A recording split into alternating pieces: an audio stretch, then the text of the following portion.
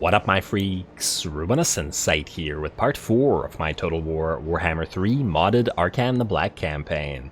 So as we saw last time, Arkhan undertook the siege of Al-Haik, wherein he trapped the forces of Rapun's Stillioness. She and her knights and her paladins were surrounded and ultimately destroyed as we hit the city from every direction and overwhelmed the defenders, pretty much breaking the faction for good. The Chevalier do have one half stack remaining with some knights, and it will probably necessitate a battle over at Phyrus, but in a couple of turns they will be gone, and we will be able to move on to the Rakop dynasty and the reclamation of the Black Tower of Arkhan, and whatever nice location that that allows us to build. Before we do so, however, we got a very nice reward for the Siege of Al-Haik in the form of Arkhan leveling up to level 10. The biggest and most important thing here is not the buffs, not even the Curse of Undeath, which we will get immediately, as well as Vengeful, which is a nice vigor reduction plus damage sort of curse that Arkhan gets, but this is not what's so important. This is Lich King, gives us access to 2 more Lich Priest capacity and increases their hero recruit rank to 8, or by 8 rather. And this is going to be very, very useful in the early game, and in fact we're immediately going to start summoning Lich Priests, or working through them until we get good ones. So for example, you Eternal may be worth getting, but let's take this Wrathful guy first, and then we'll delete him. And we're gonna look through them until we get a good one. Next up we have Channeler and Wise. Okay, we're keeping the Wise guy. Channeler we don't really need right now. And we'll keep the Wise guy here. Although... that is actually a question. Yeah, we could keep the Wise guy around this particular area, in case he might help with recruitment and stuff like that. And one of the good reasons for doing so is because he generates 2 free canopic jars. We can increase that further by an additional 3 canopic jars, and this is where the value is going to come from on these Lich Priests. Ideally, we'd actually get them at a higher rank, because we can get the Incantation of Preservation to increase Lord Recruit rank further, as well as Research. But we can simply level up 1 spy, for example, in damaging buildings or something like that. In fact, you can have Specialist, and we'll probably continue leveling you. We should also do our best to try to work through this stuff in order to get Vicious Curses. So we would need 1, 2, 3, 4, 5, 6, 7, 8, 9 extra points for that. But nonetheless, we need to reduce the hero action cost, so this guy's gonna stick around, and we'll save the points for Vicious Curses. Then, we want another Lich Priest specifically to send out to sea, because we need to find more vampiric allies. Let's take out you, Mr. Knowledgeable, and delete you. And then we shall take, let's say... Eternal is not so bad, and kind of tempted to get to that guy in here. Treacherous is not so bad either. Maybe I should have actually sent the Wise guy out to sea, but we could always delete the guy that we send out to sea. Or we can make him come back.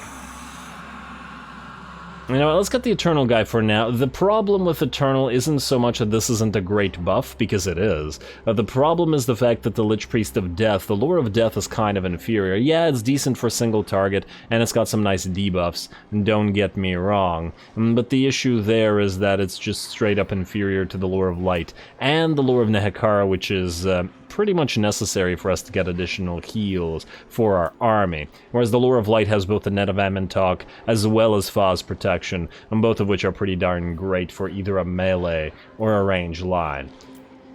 Yeah, so let's get you, Mr. Hatip, and then we will send you out, because I don't think either one of the other guys is all that worth our time. Although, on the other hand, we could get the Treacherous guy and have him come back, or just delete him later on. Depending on if we get additional Lich Priest capacity by then, or just find better ones. Yeah, you know what, maybe we'll go with the Treacherous guy. Treacherous it is, at least for now. And you are heading out to sea, my friend, and we're also immediately going to get you Canopic Jars, but we will hold off on getting your other upgrades. Your goal is to go to the Galleon's Graveyard, and to find us some more vamps. Or Vampire Coast, specifically. Now, let's see what else we gotta do. Nobody has to move this time around. We do have no buildings here, although the public order is just horrifically bad. I feel like perhaps we want to not collect the income for a few turns. And I suppose in theory we could switch out of the Worship of Tra, but we will probably passing Martek on the way to the Black Tower, so maybe we'll keep it for a few turns as yet. And then switch it to the Worship of Asaf for a while. And we could also switch it to, for one turn... To save 150 gold, though? Is it really worth our time? Feels like it's not enough to be worth it. Yeah, I think I just prefer growth over the 150 gold. Not that big of a deal. What about you, though? You're also losing public order, and we can get your pottery. Next turn, we'll be able to upgrade this, and by the looks of it, nothing else. Probably not going to be crazy expensive, whatever we build there, so I'm inclined to say... let's switch you to either Worship of Tra, or we switch you to Worship of Asaf. You know what? If we switch you to Worship of Asaf, we can at least continue to collect income. It ain't much, but the Tomb Kings in the early game need all the money they can get. So let's do that. If we need to switch it again later on, we'll just do so. And I do believe that is it. This location is also losing quite a bit, but you know what? It's still an orange for now, so let's just collect a little bit more. And then we'll turn that off. Now I think we're good, though I suppose we could get a little bit more canopic jars for you, for example. Especially as we're likely to delete you and replace you with a better lord. You can have Root Marcher, and we can also start moving you through... I guess Sun-Scorched Bones. We can give you a bunch of Tomb Guard later on, which could certainly be quite useful. I've also noticed, and I think I mentioned this in the previous episode, and I feel like this is an oversight, but it seems like Arkhan is actually weaker at wielding vampiric units than all of his other lords are, which makes no sense to me at all. Like, he should be the best out of all of his own minions at wielding vampiric units, but he's just plain not. His only buffs towards them are the Grand Vizier's Command, which every single one of his lords has, including him. And in fact, they also get not only Grand Vizier's Command, but Passage of the Soul Realm as well, which he is missing, because their Grand Vizier's Command is up here. But they also get access to Packs of Terror, Devourers of Flesh, and Spirit Binder to buff up all of the vampiric units for this army, which Arkhan doesn't have at all. And on top of that, his only buff to them is the Legions of Death buff, which benefits everybody, i.e. it's all armies faction-wide, not just Arkhan. So other armies of his also benefit from the Felbat and Crypt Ghoul buffs. But they also have the access to Disciple of Walatp, whereas Arkhan only has the Disciple of Usirian, I think, or Usirian of the Underworld, whatever. This gives an additional 10 attack for Direwolves and Felbats and increases their capacity, which Arkhan just doesn't get. So between this Disciple of Walatp and between Devourers or Packs of Terror, every single Direwolf and Felbat in every other army than Arkhan's, or every army other than Arkhan's, gets 15 melee attack bonus and 10 charge bonus that he doesn't get. That seems like an oversight to me. It doesn't seem right, and I'm not entirely sure. I feel like this little mini tree existed before for SFO Arkhan, but for whatever reason it doesn't seem to now. I don't know. If I'm missing something, please let me know, because I feel like I'm missing something. Anyway, let's continue on these canopic jars. For now, we'll need as many as we can get. We gotta get to 800 to unlock ourselves another legion, and the earlier we get more legions, the better it will be. Especially as they're capable of taking minor settlements by themselves. The rest of you are moving to where you need to be moving, and I do believe we're ready to end the turn. Alrighty, skip the rest of that. Wait, we should probably check diplomacy, to be fair.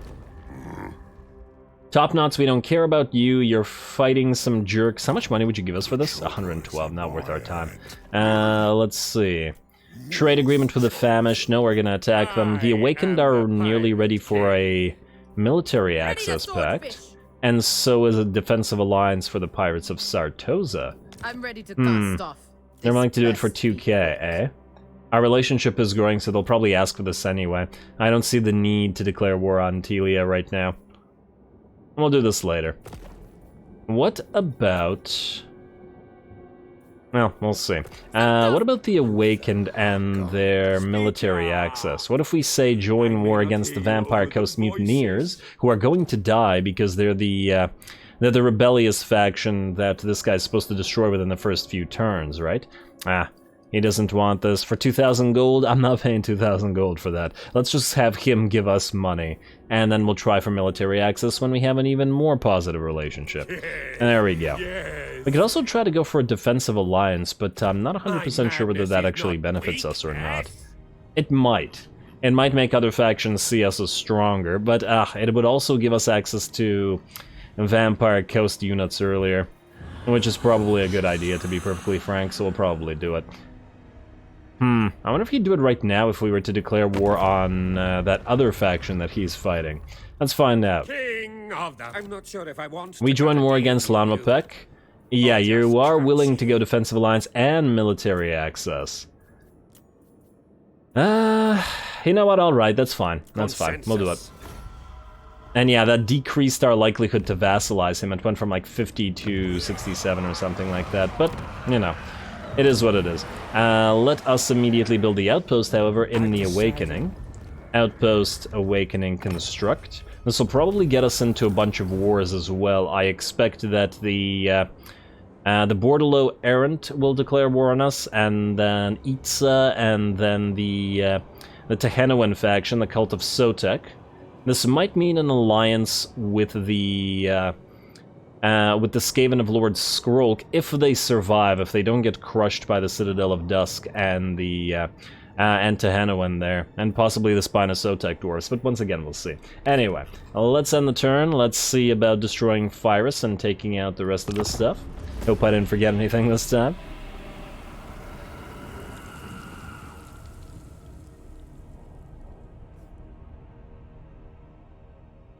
Alrighty, let's see. Your ally has been attacked by the Cult of Sigmar, Drakenhof Conclave. Okay, well, that was bound to happen.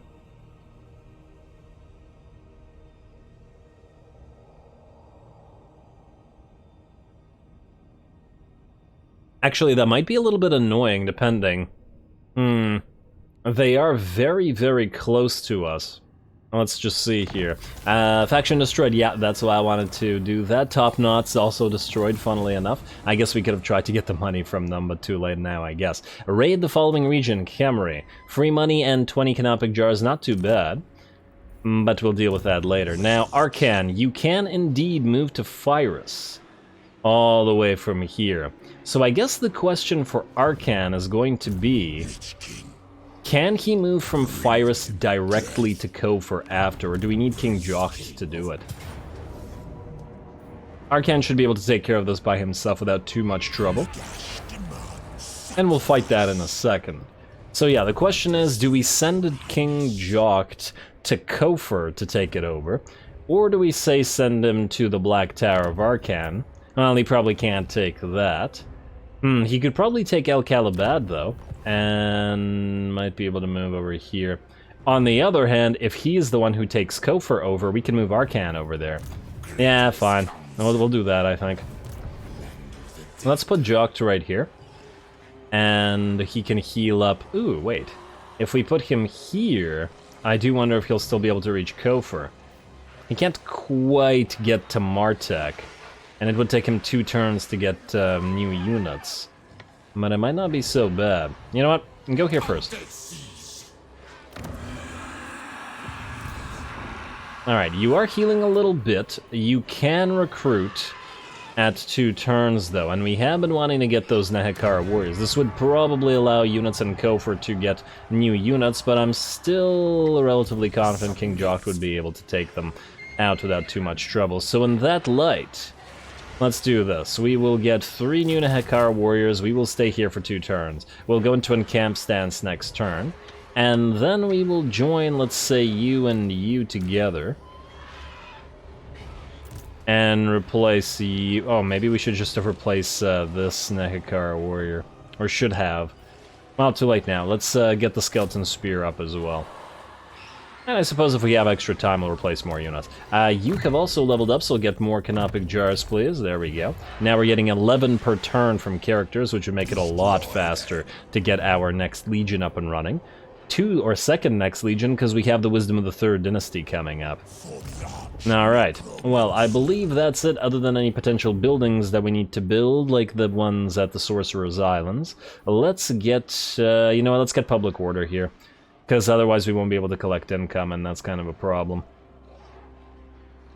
Though we do want growth here as well for the Wizard Caliph's Palace. It will be a tier 3 shortly, so I don't think it's that big of a deal. In fact, if we don't collect income... Nah, I was hoping that if we don't collect income that would be enough for this to go there one turn, but it doesn't. Oh well. I guess what I should have done is kept the Worship of Tra.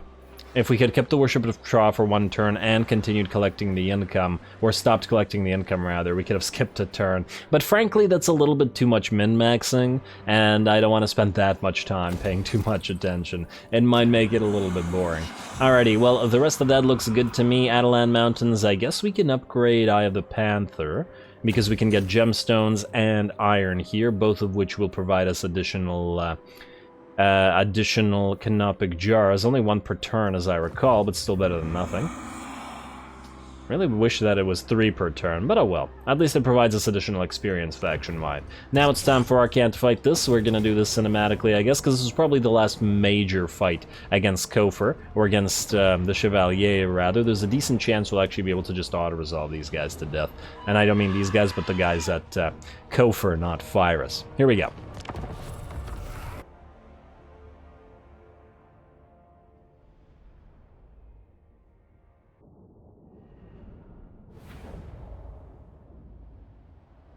My command.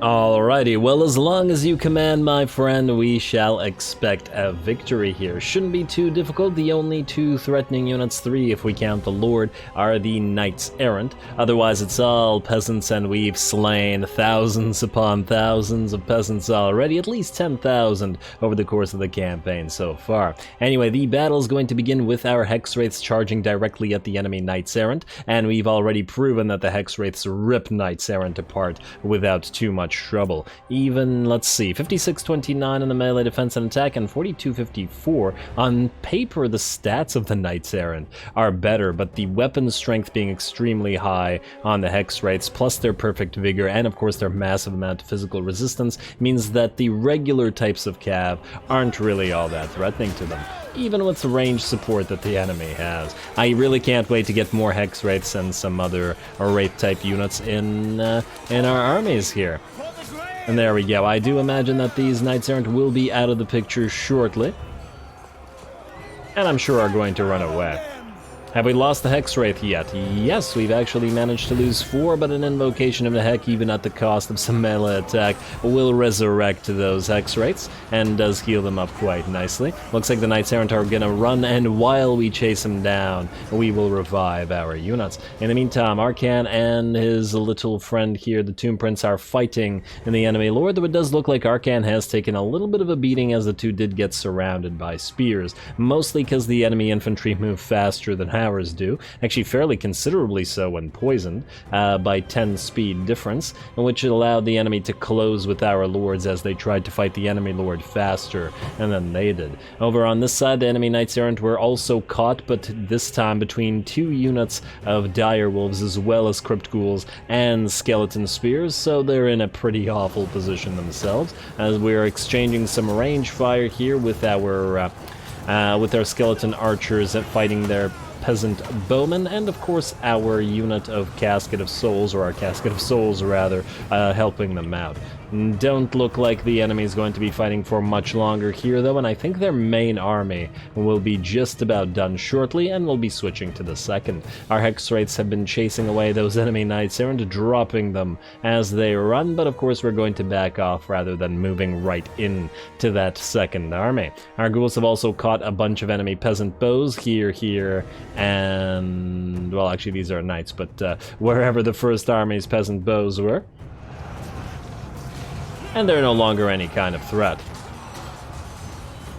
Gotta chase him down. We're also gonna get some shots in with our Casket of Souls on the second army, though unfortunately it looks like those trees did block a number of shots. That's okay though. Looks like the Knights Errant have seen that they are surrounded by peasants and have decided that this makes them brave enough to finally charge in again. They want to try to run down some of the ghouls as they back off from the main enemy host, but the ghouls will be able to turn shortly. On top of that, we have the first level of the Realm of Souls activated, which means the ghouls will heal up, and so will those hex wraiths, who are now up to about 80% of their HP, something along those lines. The main enemy force is moving in, and they do have a unit of foot squires that we gotta pay attention to. At 80 armor, as I understand, they're more heavily armored than anything we can build in terms of infantry. Foot squires are more heavily armored than Tomb Guard, so yeah, these guys are something of a threat, and that's why we're going to try to focus them down with our Casket of Souls. Looks like those Knights Errant are out of the picture yet again, and we are now moving around our additional units of direwolves to hit the enemy archers in the back. Enemy Lord, credit where it's due, is still fighting in the middle of this press of units here, but he should be down shortly. And here come the direwolves as well. Gotta stop those peasants. Charges amuse me. The way that they all get knocked down is it's just always very fun to watch. You can see why peasant punting is such a popular sport, and the second unit of doggos also wanted to participate. There we go, those two units ain't firing anymore, and the hex rates are gonna help out as well. And there we go, just adjusting their angle a little bit so that they don't charge directly into the melee unit, but tie up this range unit. Same thing's gonna go for the bats and for the other units of ghouls that are moving the enemy, moving around the enemy. And it'll look like the battle will be decided in the center here, as the enemy backlines will all collapse shortly. And we'll just have to take care of all of these foot squires as the main threat. And of course, even the foot squires, as we can see, are in complete lack of hat, and thus simply cannot win. Wait, they have a sword on the back of their shield as well, huh? They have a second sword. Well, good for them, I guess. And get a nice backup weapon. I don't imagine that's going to be easy to draw chained up as it is like that, though. Alright, let's see what we're looking at. About 90% balance of power in our favor. The foot squire is still fighting in the center, but it looks like their lord is broken and running. I don't think many of the enemy units are still on the field. I think all of the enemy range are running away from the doggos and the crypt ghouls, which are chasing them around. Last of the units here are terrified in trying to fight the ghouls in combination with our hex wraiths. And I do believe the battle should be just about ours. Ooh, nice shot from that Casket of Souls, landing right in the middle of that peasant mob. And then it's just the foot squires which are dropping. I do believe the chain route should be here any second now. As soon as those squires run off, the rest of the army will have shattered, and there we are. And no more need to wait, as we don't want to take additional hits from our own arrows hurting our own units, and especially our own soul goo hurting us from the Casket of Souls there. I love the Casket of Souls model, it's quite nice. Every single time the Casket of Souls comes up, we'll have to get another one. Just gotta max these out, because there's a very limited amount you can get throughout the campaign, and they're just too good to waste even a single turn of them being up. Which is why we spent so much money on it right away. Anyway, decisive victory, shouldn't be too many losses, and hopefully we'll heal up any that we did take. Maybe even we want to delete a few units, let's see. As in, delete them and replace them with full HP ones rather than wait to heal.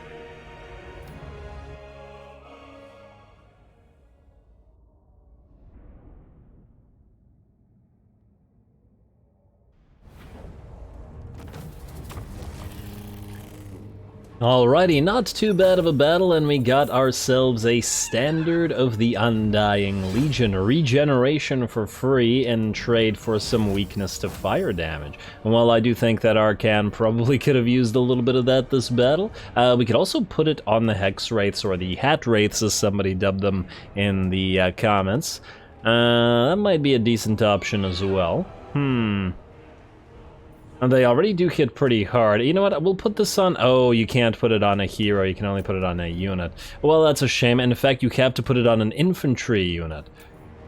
Well, well, well. Now, I guess that's going on then King Nakesh's Scorpion Legion. Then we'll put them as the tip of the spear, as it were, especially considering that they're skeleton spears. And then we'll probably trade this to a Tomb Guard unit later on once we start using Tomb Guard, though probably not in this army.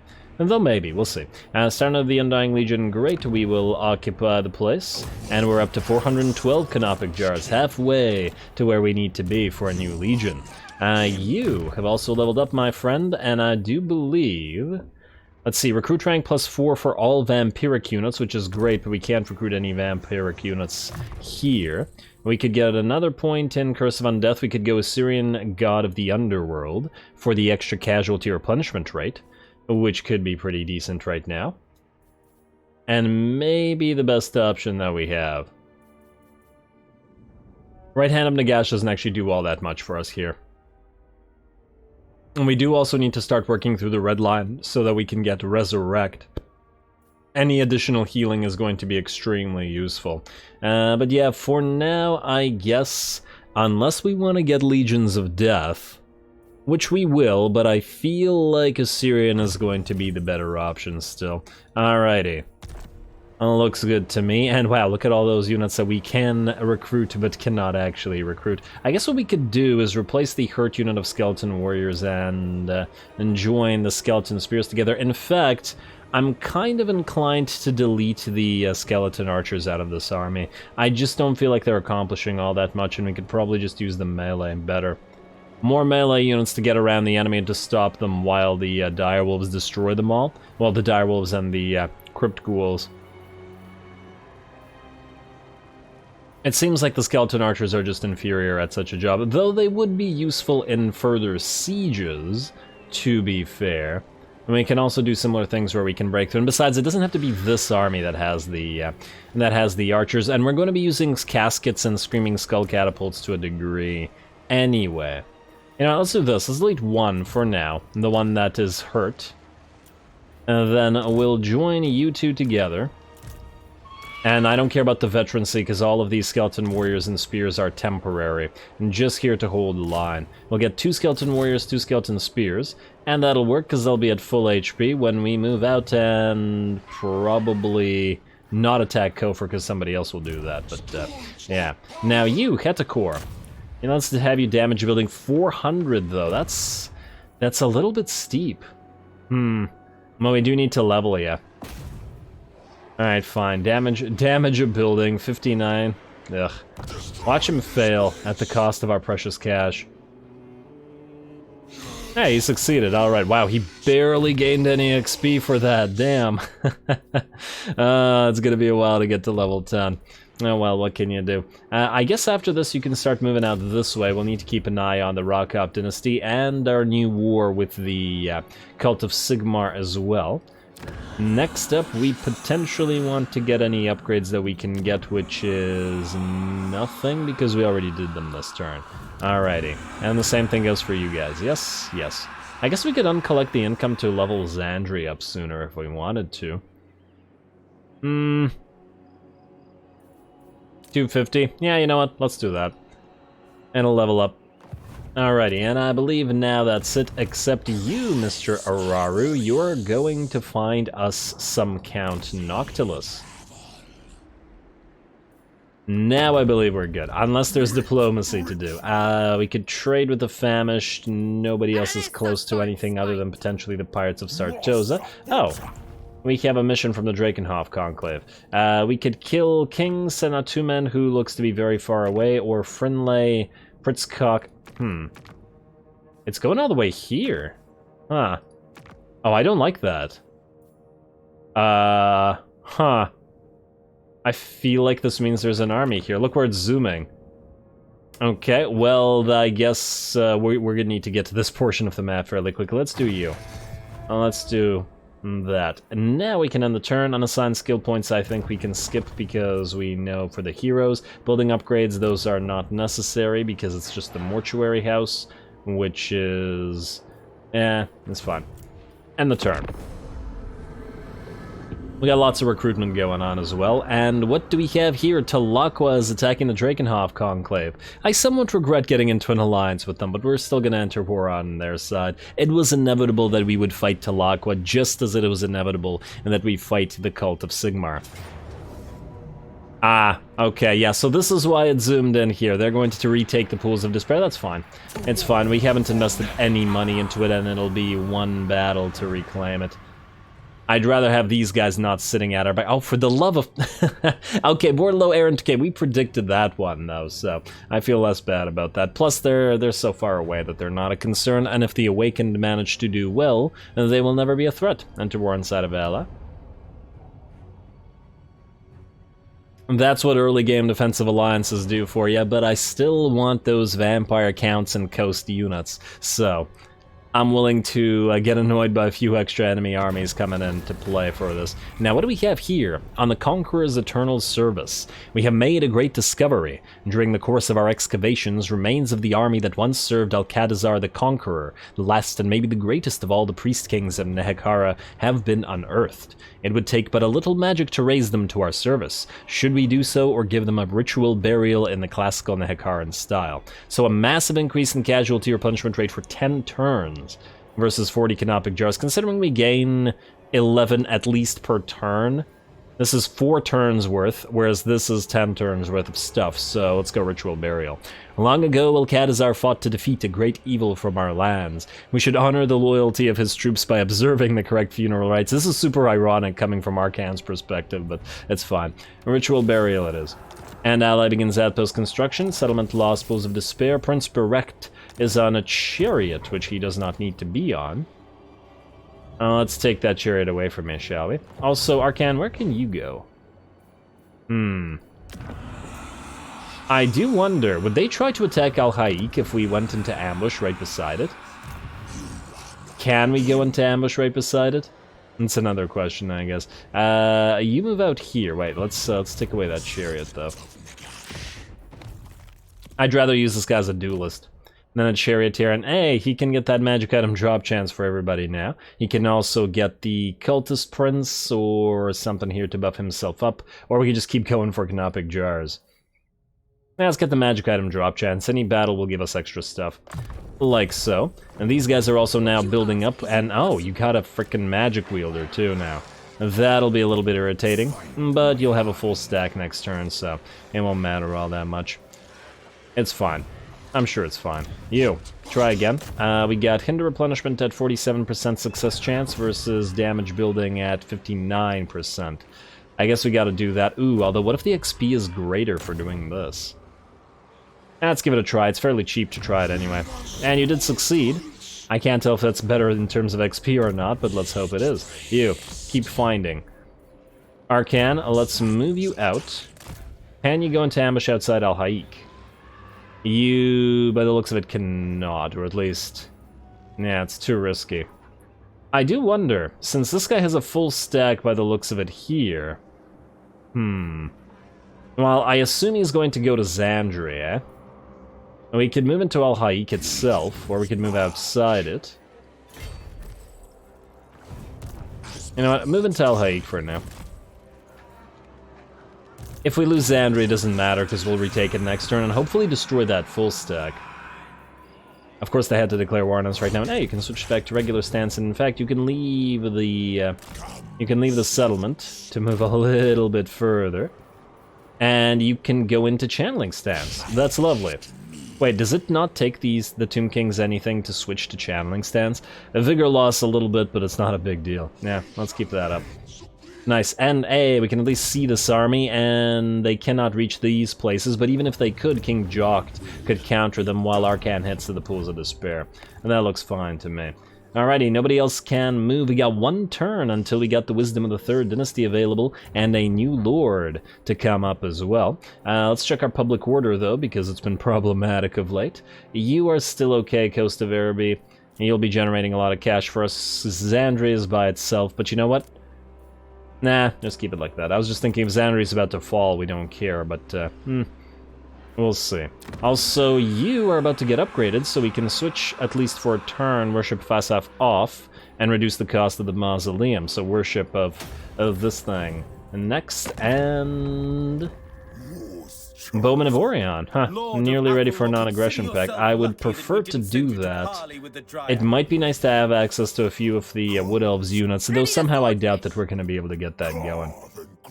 They'll most likely start hating on us and declare war on us sooner rather than later. Alright, well, it doesn't look like there's anything else to do, so we're heading into the next turn. Let's see about Mr. Friendly back there. Would be real nice if he just straight up attacked Arkhan, but I somehow doubt that he's gonna do so. Huh. You're really not afraid of Arkhan. You're not afraid of Arkhan's army. Are you crazy? Didn't he have just like a bunch of halberdiers and a bunch of crossbows? Well, I'm not complaining if he wants to get a fight with Arkhan going, and that sounds like just the ticket. Alright, Itza, Rite of Awakening, there's that research reduction, and we can pick a new research. Piracy, income from trading, sea lost to piracy. I don't think that concerns us right now. Although it also kind of makes sense that we're heading towards the home of many a pirate at the galleon's graveyard. Alright, Wizard Calip's Palace, we are upgrading you next to the next tier.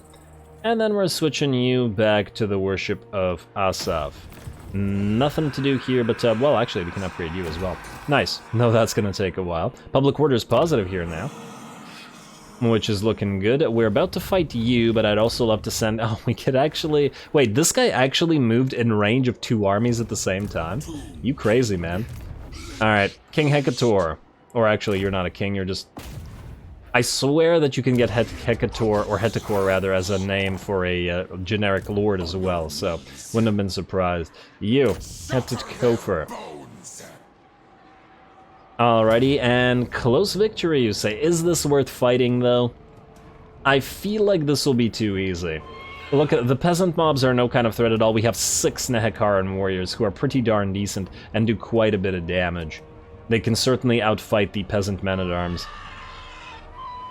And that's without the consideration of the Realm of Souls. Arise, my legions. This might not be worth the fight. I feel like this, however, definitely is. As crazy as it seems for these guys to even try to attack us. But hey, who am I to complain? Let's also upgrade you here at Xandri, and we'll head out to you in a second. Once we figured everything else out. And just to spread out the battles a little bit. Ooh, yes, you have the Proclamation of the Third Dynasty. Construction cost reduction for province capitals. And I just realized we could save a little bit more money. Wait, how much more money? 10%. We could wait a turn and save 10% on you and on you. By switching you both to the worship. Man, alright, fine. Do that. Let's cancel both of you. We should get a little bit of money back. We need to penny pinch a little bit right now. And in fact, Xandri, collect some money. And we'll fix you up once your public order is in a more decent position. Let us go to dynasties. Let us go Proclamation of the Third Dynasty. And it is increase our income, even though it'll probably be a tiny, tiny bit. And then King Jokta will have you hit Kofor.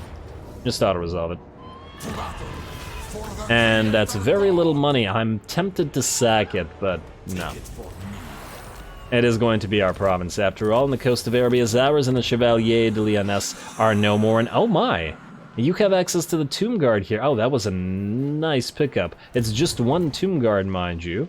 But you should probably take your time and research that. We could also cancel out a bunch of these units in favor of... Okay, well, let me think about this. Let me think. What's the best way to do this? The best way to do this is to... Nope. What? Wait, there are no lords currently available? Game. Why? Why you gotta do me dirty like that? What is this? How is there no lords available just when we had a legion come up? Unbelievable. Yeah, so we should probably get the Tomb Guard going.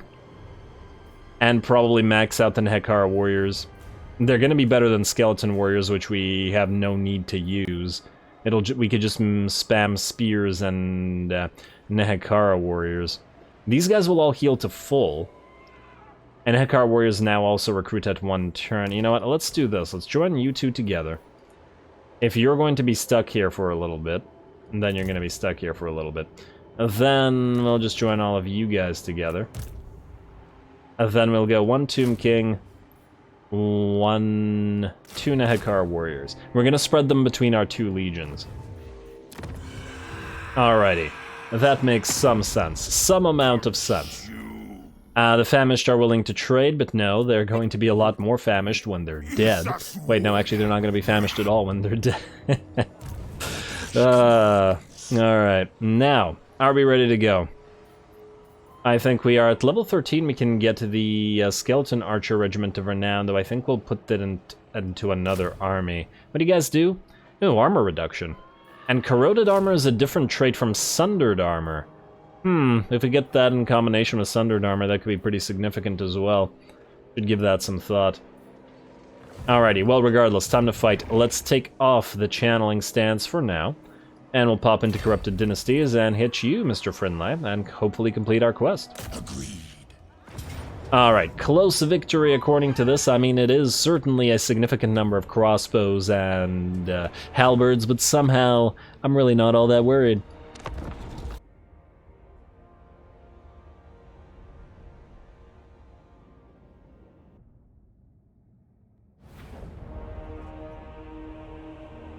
For my master. You should just say for your bestie, Arkhan. You know what you want to say. But anyway, here we go. Finally, we'll be fighting someone other than Bretonnians. I guess technically we fought dwarfs as well, but not for very long. We've been fighting many a Bretonnian over the last few episodes, but now it's time to turn towards the Empire and the cult of Sigmar here. Tons and tons of halberdiers, crossbows, and a few units of swords heading towards us, led by an Archlector, who we'll see if we can take care of. Unlike the last battle, the Archlector will be facing not just Arkhan and his Tomb Prince, but also the White King as well. So 3 units to fight. And that, I think, is going to be a few too many. The rest of the army is by and large going to somewhat ignore them. Now, nice little maneuver, moving away from each other. And let's get that Archlector. And there we go. While the rest of the army moves in here, we're obviously going to try to target the enemy archers, or otherwise the enemy halberdiers, with our own archers, because those guys are relatively unarmored and unshielded, like the swordsmen. Well, actually, the armor is equivalent, but at least they are unshielded. Damn you, state troops, with your standardized state troop armor and your identical 45 armor on all of you. You got me. Which shouldn't have happened considering my Empire campaign is going on at the same time, but hey, it happens, I guess. I got confused by the Bretonnians. Anyway, once again, we are heading around the back with our Crypt Ghouls, who do seem to do good work at it. The Direwolves are also going to be following those guys in. The enemy has 1, 2, 3, 4, 5, 6, 7, 8 units of crossbows on the field. And well, we have 8 units of Crypt Ghouls and Direwolves together. Looks like the enemy lord is also in very bad shape, getting rather hit by our Hex Wraiths together with our lord and heroes. And we are preventing the enemy from moving in by summoning zombies and tar-pitting them, all the while our Casket of Souls continues to rain down that ectoplasm on them. That's what we're going with. I really like these desert fights that are like in the, I guess like Twilight or something. It looks quite nice. And more shots coming in from that Casket of Souls. Oh, we really gotta get a few more of these guys. Or Screaming Skull Catapults while we wait. But it does look like the enemy is already routing, or at least the main line has completely collapsed. A few volleys from that Casket of Souls probably doing a lot of damage and scaring them. Plus the enemy lord has fallen, and Arkhan and co are probably terrifying the enemy as well. Does the White King have terror on him, or just fear? No, it looks like he does just fear. Does Arkhan have terror or just fear? Also just fear. You'd think Arkhan might be able to terrify some people just by virtue of knowledge of who he is? Maybe. Or maybe not. Oh, I like hearing the flapping of those bat wings. Anyway, here come the bats trying to chase those units down, prevent any units that are still in route from rallying. Our dire doggo's doing the same and being quite effective at it. It does seem like a few more halberdier units are fighting, trying to hold off the ghouls, but Arkhan is moving in and hitting them in the back, and with a few more units coming near, I don't imagine that the battle will last all that much longer. And there we go, they're all suddenly moving away, which I believe signals the chain route and the end of this battle. At 3 minutes, so that was an extremely quick one, so, well, auto-resolve, you were very, very wrong here. Well, let's just go with that. Especially because about 3 minutes is roughly vanilla time standard in terms of battle length, as opposed to SFO times, so that means this was a really quick battle, at least by SFO standards. Now, fortunately or unfortunately, we do have to chase the enemy down here. Every single unit has to get to work, but on the bright side, we do have 8 very fast-moving units between those ghouls and those dire wolves, so we should be able to destroy most of the remnants of this army. We also really didn't take all that much damage, did we? I mean, Arkhan probably took, what, 25% HP, and some of the ghouls got a little bit damaged, but most of our health bars look to be at about full. So really not all that concerning. I really don't see why these guys moved close to Arkhan here. And frankly, I also don't see why they bothered to try to retake, or to try to take those pools, considering that Arkhan was coming near and was going to just retake them. But hey, free food for our dire wolves, so hardly a complaint.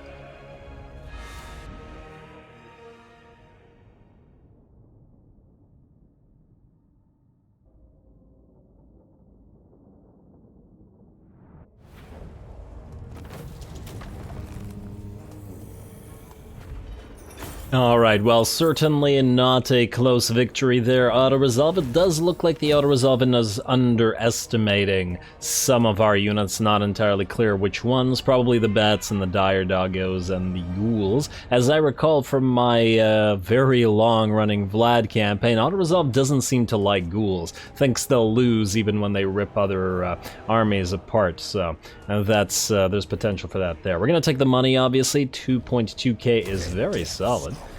And this guy's gonna move away. Probably so far that it'll prevent us from going after the pools of despair. We can't reach it in one round anyway. Go after him, please. And auto-resolve this. Probably could have done levels first, but whatever. Too late now. We can also... Oh wow, we can heal to full from that? I think we'll do... Oh wow, 50 canopic jars. Now it's too hard to pass up. I'd love to heal. I surely would, but 50 canopic jars is pretty significant. And another lord would be great. And we got attack minded for Arkhan. We'll keep on leveling that up. You can also now move into channeling stance. And channel a little bit more, and then go here. And then we'll retake the Pools of Despair next turn, and then probably head to the Black Tower of Arkhan. Yeah, we're still at war with these guys, and we will have to head down to Sudenburg sooner or later, but we can do that after. It also looks like Manny is doing surprisingly well, which I was kind of hoping wouldn't be the case, because we need all these Great Pyramids, and they're wasted on him. So we're gonna have to betray him. Of course, we could take all the territory around him first and then betray him. Maybe we could even try to peace out with Talak or somebody else that he gets into a fight with. And the problem with player bias is the fact that it'll probably force the AI to ignore us in favor of going after Manny. But what can you do? Anyway, I don't believe there's anything left that we need to do this turn. There's no buildings to build because we're saving it for next turn. I guess we could... No, we can't switch this off because we need to do that for next turn. We could also switch you to reduce the building costs further, but frankly, it's so little that it probably won't make much of a difference anyway. Let's skip the rest of this other than the skill points potentially on Arkhan. He has Lich King, he has Curse of Undeath, and it's probably only one level. I guess we'll get the Legions of Undeath now, or Legions of Death, rather. Could have been Legions of Undeath, but I'll take it. What does your Indomitable Will do? Nothing crazy. Nothing crazy, alright. He's really missing those extra buffs for his frickin' lines, for his frickin' vampiric unit lines. Right, Legions of Death it is. or Right Hand of Nagash.